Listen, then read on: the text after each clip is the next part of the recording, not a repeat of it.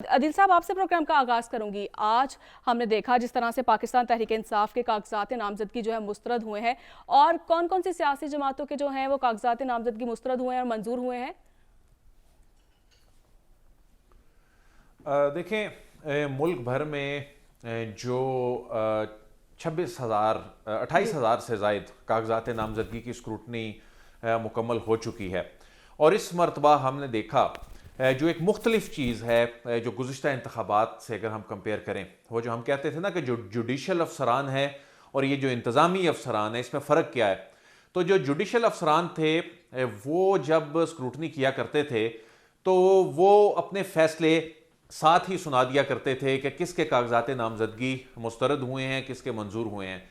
ये जो एग्जेक्टिव से लिए गए ऑफिसर्स हैं, इन्होंने तो बल्क में फैसले सुनाए हैं। यानी ये जो 28,000 फैसले आए हैं, ये जब क्लोज हुआ है आज का दिन, जो वर्किंग डे क्लोज हुआ, और इसमें इन्होंने अनाउंस करना था, गुज़िश्ता 1 घंटे में तूफान आ गया है कागजात नामजदगी मुस्तरद होने का। और जो 150 शहरों में 7,500 शिकायत मुल्क भर से मौसूल हुई हैं। और ये शिकायत जो हैं ये नॉमिनेशन पेपर फाइल करने और नॉमिनेशन पेपर के बाद जो स्क्रूटनी का अमल है उसमें जो रुकावटें थी, मुबैना रुकावटें थी जो ये इन लोगों ने शिकायत की हैं, उससे मुतल्लिक हैं। इलेक्शन कमीशन ऑफ पाकिस्तान में तहरीक इंसाफ की जानिब से एक डाटा जो है वो शेयर किया गया इलेक्शन कमीशन के साथ कि हमारे इतने तजवीज़ कुनिंदगान जो हैं और तायद कुनिंदगान हैं, उनको नहीं आने दिया गया या उनको पेश नहीं होने दिया गया। तो इसके बाद देखें, एक तो ये मरहला ये है कि जिसमें रिटर्निंग अफसरान ने अपने फैसले सुना दिए।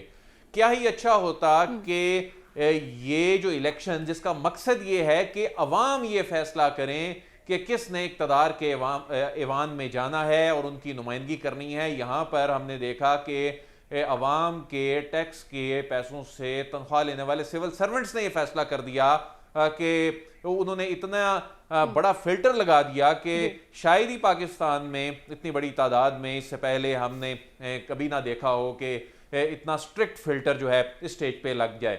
लेकिन जाहिर है अभी आगे एक मरहला है, अगले 3 दिन में इसमें एतराज़ात जमा हो सकेंगे और उसके बाद जो फैसले करने हैं वो हाई कोर्ट के जज साहिबान ने करने हैं। तो यानी कहीं ना कहीं अदलिया इस प्रोसेस में अब भी है। यानी रिटर्निंग अफसरान तो इलेक्शन कमीशन ने इंतजामिया से लेकर लगा दिए, लेकिन इसके बाद अभी अदालतों की डोमेन में ये मामला जाना है और वहां पे बड़े बड़े सरप्राइज आ सकते हैं।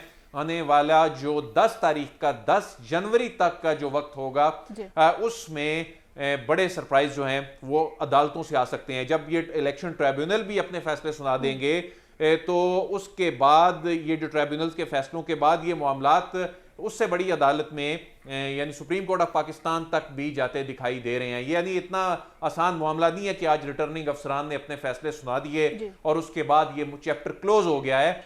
ये बज़ाहिर ऐसे लगता है कि ये कानूनी और सियासी जंग जो है आगे जारी रहेगी।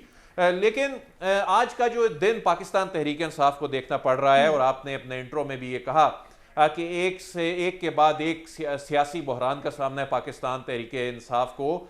ये देखने की ज़रूरत है कि इसका जिम्मेदार कौन है। मैं अपने भाई साद रसूल से माजरत करते हुए इब्तिदा में माजरत कर लेता हूँ, बड़ी नागवार गुजरती है फिर उनको ये बात, जब वो ये कहते हैं कि आप पाकिस्तान तहरीक इंसाफ को सियासत सिखाएंगे, लेकिन वो जिस चीज़ को, जिस कामयाबी को ये पॉपुलैरिटी यानी उस तराजू में तोलते हैं जिसमें ये कहते हैं कि जी उन्होंने तो पॉपुलैरिटी गेन कर ली, उसका फ़ायदा क्या जब आप इसको ट्रांसलेट ही नहीं कर सकते और आप खुद रोपोश हैं। आपने अपनी नई जंग जो है वो शुरू कर दी। 9 मई जैसे वाकयात में आप मुलविस हो गए। 9 मई जैसे वाकयात जो हैं वह ठीक है आपकी सारी जमात ने नहीं किया, लेकिन आपकी जमात में बहुत से लोग जो थे वो इसके जिम्मेदार थे। और उसके बाद आज ये दिन देखना पड़ रहा था कि इतने क्रिटिकल और क्रुशियल टाइम में जो बड़ी क़यादत है या तो वो कैद है या वो रोपोश है, और आज उनके तायद कुनिंदगान नहीं मिल रहे, तजवीज़ कुनिंदगान नहीं मिल रहे, क्योंकि वो खुद ही सर पे मौजूद नहीं है। और आगे तो ये बड़ी